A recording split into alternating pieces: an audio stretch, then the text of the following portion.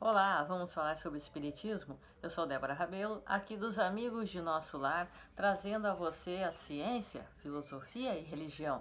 Desde já, convido você a clicar no sininho, a dar o seu like, comentar os vídeos e me ajudar a divulgar este canal de luz. Se inscreva também. Por isso, agora vamos continuar o nosso estudo de O Evangelho segundo o Espiritismo. E atualmente estamos no capítulo número 7, intitulado Bem-aventurados os pobres de espírito, que tem os seguintes temas: o que é preciso entender por pobres de espírito, todo aquele que se eleva será rebaixado, mistérios ocultos aos sábios e aos prudentes, instruções dos espíritos, o orgulho e a humildade, missão do homem inteligente na Terra. Então, o primeiro item vem nos falar sobre o que é preciso entender por pobres de espírito. E nos diz então aqui o Evangelho. Número 1. Bem-aventurados os pobres de espírito, porque deles é o reino dos céus. São Marcos capítulo 5, versículo 3. Número 2. A incredulidade se divertiu com esta máxima: bem-aventurados os pobres de espírito, como com outras coisas, sem a compreender. Por pobres de espírito, Jesus não entende os homens desprovidos de inteligência, mas os humildes. Ele diz que o reino dos céus é deles, e não dos orgulhosos.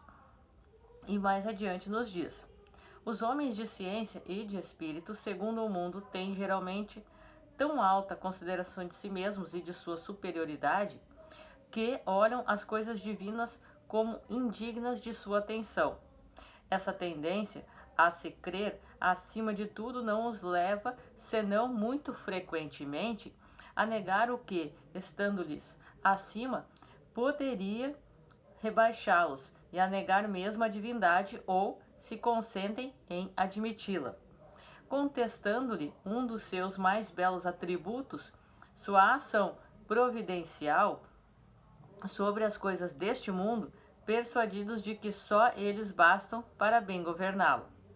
Tomando sua inteligência por medida da inteligência universal, e se julgando aptos a tudo compreender, não podem crer na possibilidade daquilo que não compreendem, quando pronunciaram seu julgamento, tendo por inapelável.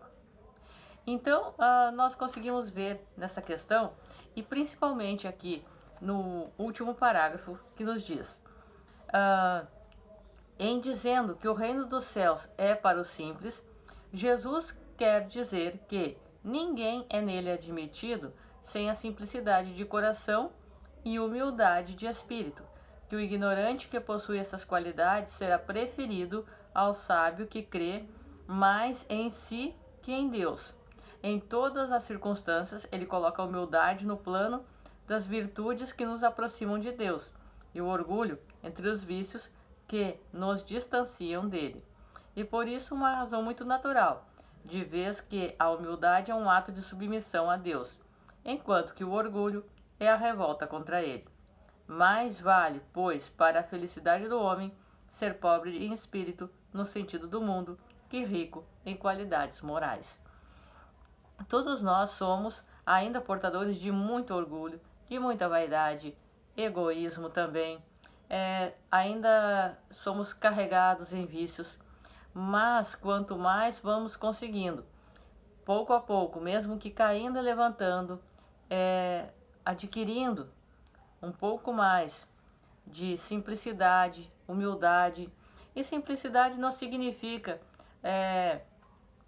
que eu não possa buscar cultura, que eu não possa buscar estudo, que eu não deva buscar crescer, progredir. Pelo contrário, quanto mais eu busco esses atributos, o estudo, o crescimento espiritual, intelectual, em todos os sentidos, e vou deixando a preguiça para trás, vou conseguindo adquirir também a consciência de que eu não sou mais do que ninguém, mas também não sou menos, eu vou adquirindo essas condições e vou progredindo na simplicidade do coração e crescendo espiritualmente, certo? Então nós vamos lendo alguns pontos destas mensagens do Evangelho e comentando a fim do nosso estudo. E lembrando sempre, leia, busque o conhecimento das obras básicas também e a reforma íntima, mesmo que seja difícil. Porque é muito fácil a gente apontar nos outros, né? Mas a nossa reforma, quanta diferença, como se diz. Não é simples, mas nós temos o dever de buscar e de lutar, certo? O item número 2 deste capítulo é chamado Todo aquele que se eleva será rebaixado. Então nós podemos destacar aqui o item número 6, aonde nos diz: essas máximas são a consequência do princípio da humildade que Jesus não cessa de colocar como condição essencial da felicidade prometida aos eleitos do Senhor, e que formulou por estas máximas: bem-aventurados os pobres de espírito, porque deles é o reino dos céus. Ele toma uma criança como modelo de simplicidade de coração e diz: será o maior no reino dos céus quem se humilhar e se fizer pequeno, como uma criança. Quer dizer, quem não tiver nenhuma pretensão de superioridade ou de infabilidade. O mesmo pensamento fundamental se encontra nesta outra máxima: que aquele que quiser, se tornar o maior, seja vosso servidor. E nesta máxima: todo aquele que se rebaixa será elevado, e todo aquele que se eleva será rebaixado. O Espiritismo vem sancionar a teoria pelo exemplo, em nos mostrando grandes no mundo dos espíritos aqueles que eram pequenos na terra, e, frequentemente, bem pequenos aqueles que nela eram os maiores e os mais poderosos. Então nós podemos ver como exemplo o nosso irmão Chico Xavier, que tantas e tantas vezes negou a si mesmo pelo bem e pelo amor do próximo. Quantas mães e pais consolados por notícias dos seus filhos? Quantos filhos que também recebiam o apoio, o amor, através da consideração deste irmão que vivia para o amor ao outro, pelo bem e o consolo de todos aqueles que chegavam a si. Ninguém saía dele de mãos vazias, com o coração em luto. Pelo contrário, encontrava paz, encontrava luz e encontrava a certeza da continuidade da vida. E é por isto que este nosso irmão é um exemplo daqueles que se fez tão pequeno, tão simples aqui na Terra, mas que o seu espaço espiritual, que a sua ascendência, o seu crescimento, com certeza, são inegáveis, certo? Mensagem número 3. Mistérios ocultos aos sábios e aos prudentes. Então nós podemos colocar aqui. Item número 9. Ocorre o mesmo hoje com as grandes verdades reveladas pelo Espiritismo. Certos incrédulos se espantam de que os espíritos façam tão poucos esforços para convencê-los. E é que estes últimos se ocupam daqueles que procuram a luz de boa fé e com humildade, de preferência, aqueles que creem possuir toda a luz e parecem pensar que Deus deveria estar muito feliz em conduzi-los para si, provando-lhes que existe. Que os incrédulos não se espantem, pois se Deus e os espíritos que são agentes da sua vontade não se submetem às suas exigências, que se perguntem o que diriam se o último de seus servidores quisesse se impor a eles. Deus impõe suas condições e não se sujeita às deles, escuta com bondade aqueles que a ele se dirigem com humildade e não aqueles que se creem mais do que ele. Então, aqui também finaliza dizendo: ele não abandona, pois, seus filhos perdidos. Sabe que cedo ou tarde seus olhos se abrirão, mas quer que isso seja por sua própria vontade.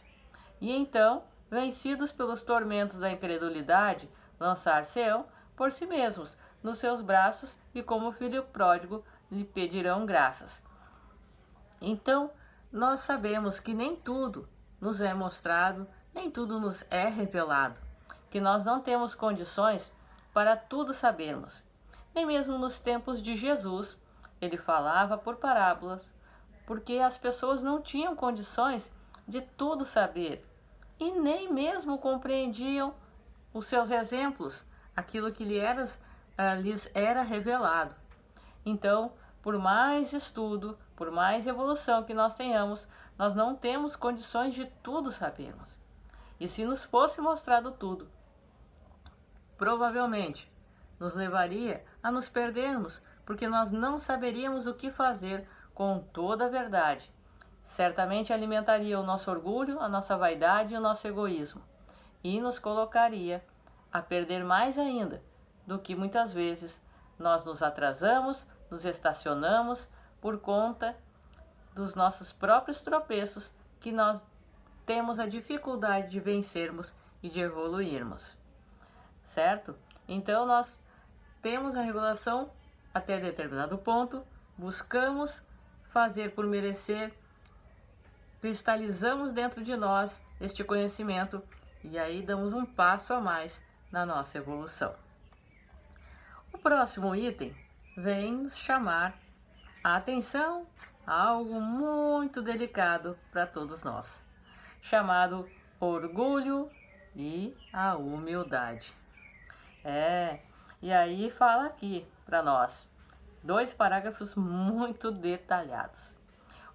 Dizendo: a humildade é uma virtude bem esquecida entre vós. Os grandes exemplos que vos foram dados são bem pouco seguidos, e todavia, sem a humildade, podeis ser caridosos para com o vosso próximo? Oh, não, porque esse sentimento nivela os homens. Diz-lhes que são irmãos, que devem se entreajudarem e os conduz ao bem. Sem a humildade, vos adornais de virtudes que não tendes, como se trouxesseis em um vestuário para esconder as deformidades de vosso corpo. Recordai aquele que vos salva. Recordai sua humildade, que o fez tão grande e o colocou acima de todos os profetas. O orgulho é o terrível adversário da humildade. Se o Cristo prometia o reino dos céus aos mais pobres, foi porque os grandes da terra imaginam que os títulos e as riquezas são recompensas dadas ao seu mérito e que sua essência é mais pura que a do pobre.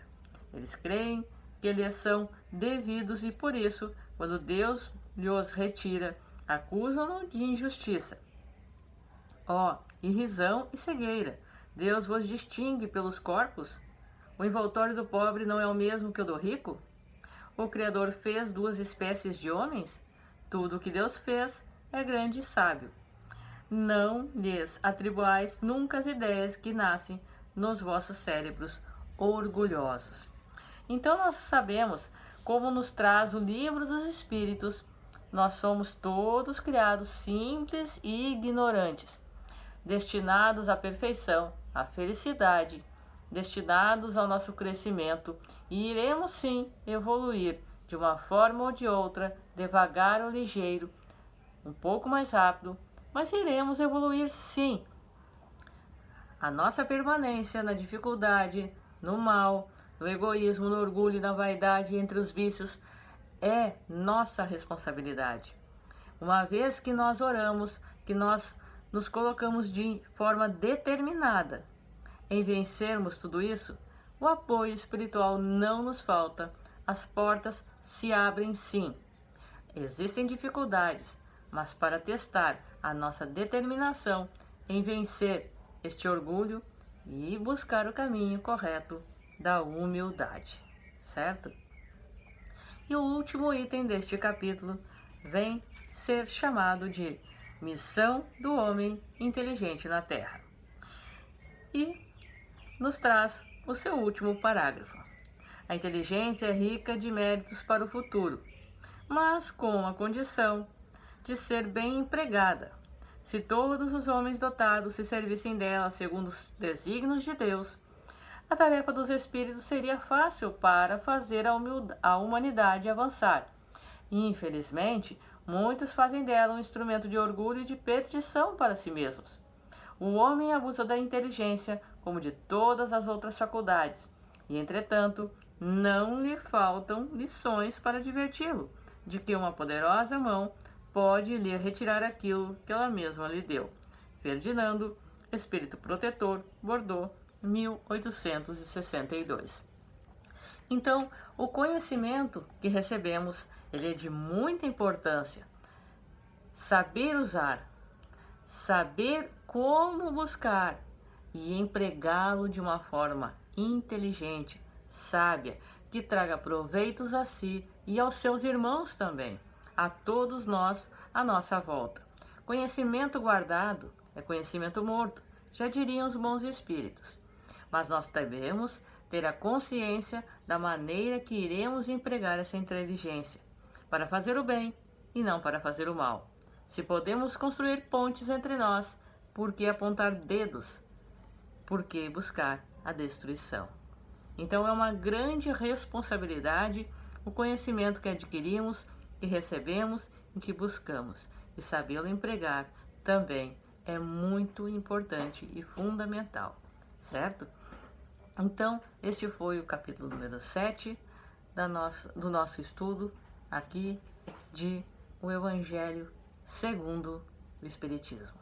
Eu aguardo você no nosso próximo estudo. Um forte abraço, que os bons espíritos te guiem. Busque os estudos anteriores aqui. Jesus seja sempre contigo. Até a próxima.